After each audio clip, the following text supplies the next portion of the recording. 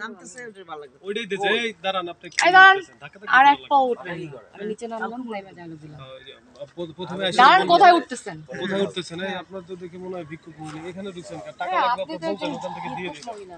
তারপর বলবেন। এখানে কেন আসছেন? আচ্ছা স্যার, টাকা চাইলে গেটের বাইরে দাঁড়াবেন, সেখানে যে টাকা দিয়ে আসবেন। মা আমি না প্রথমে কইবেন আলহামদুলিল্লাহ।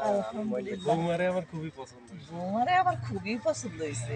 বৌমা আমি ভিক্ষুক না, বলতে দে। বৌমা বৌমা আমি আমি ভিক্ষুক ভিক্ষুক না। আমি না। তোমার শাশুড়ি। মানে এক সাইডে আমার শাশুড়ি। শাশুড়ি? করে কথা কইতেছ কেন?